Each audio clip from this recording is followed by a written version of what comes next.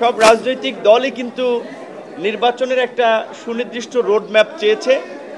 আমরা আমাদের দলের পক্ষ থেকে আমরা পরিষ্কারভাবেই বলেছি যে সংস্কার নিয়ে আগামীকালকে আরেকটি মিটিং রয়েছে 11টা এখানে। কার্যত আমরা মনে করি যে সংস্কারের বিষয়ে ইতিমধ্যেই একটা ঐক্যমত্য তৈরি হয়েছে, আর মিটিংয়ের প্রয়োজন হচ্ছে না। এখন বাস্তবায়ন করার আসলে পালা।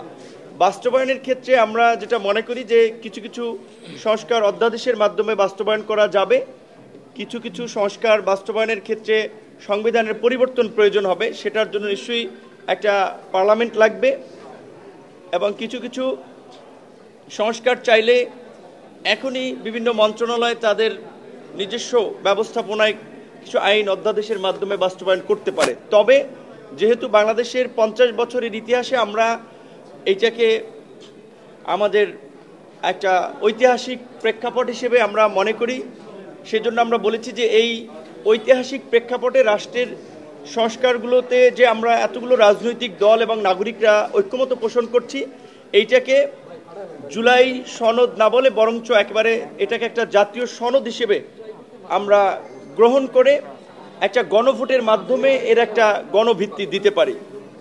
দ্বিতীয়ত, আপনারা জানেন যে গত কয়েকদিন আগেও থাইল্যান্ডে বেশ কয়েকজন আহত শিক্ষার্থীকে চিকিৎসার জন্য পাঠানো হয়েছে। তাদের যতটুকু আমরা দেখেছি অনেকেরই শারীরিকভাবে পঙ্গুত্বের একেবারে শেষ প্রান্তে চলে গিয়েছে। তাদের চিকিৎসা এখনও বিদেশ পাঠাতে সময় লাগছে, এখনও অনেকে যেতে পারে নাই, 9 মাস লাগছে। তো এর মধ্যে দিয়ে আমরা প্রধান উপদেষ্টার সামনেই জাতীয় ঐক্যমত্য কমিশনের সদস্যদের আইন উপদেষ্টা ছিলেন, আমরা পরিষ্কারভাবে বলেছি তারা জুলাইয়ের আহতদের চিকিৎসার ব্যবস্থাপনা এবং তাদের সহায়তায় ব্যর্থতার পরিচয় দিয়েছে যারা দায়িত্বে ছিলেন।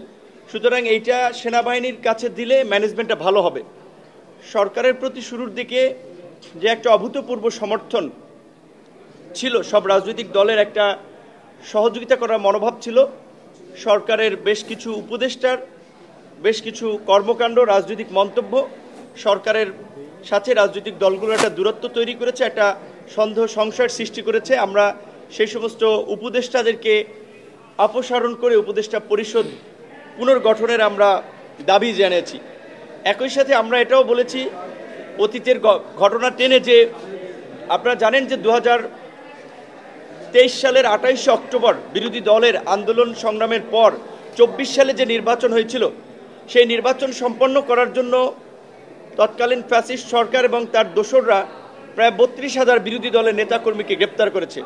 কিন্তু গত 9 মাসেও এই ফ্যাসিবাদের সাথে জড়িত এবং তার সহযোগী 3200 জনকেও গ্রেপ্তার করা হয় নাই।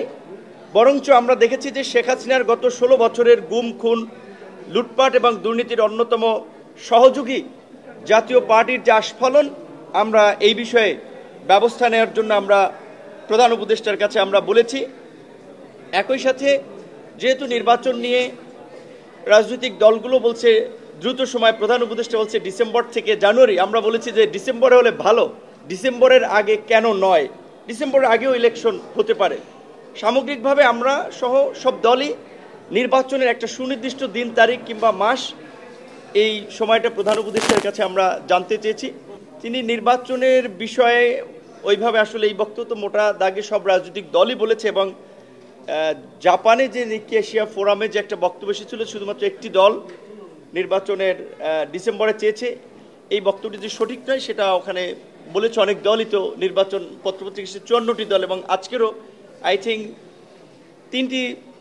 তিনটি দল ব্যতীত বাকি দলই কিন্তু নির্বাচনের জন্য দ্রুত একটা রোডম্যাপ চেয়েছে, এবং নির্বাচনটা যে ডিসেম্বরের মধ্যে হওয়া প্রয়োজন সেই বিষয়ে বক্তব্য রেখেছেন। প্রধান উপদেষ্টা হয়তো এই সমস্ত স্পেসিফিক বিষয়ে এত ডিটেইলে যান নাই।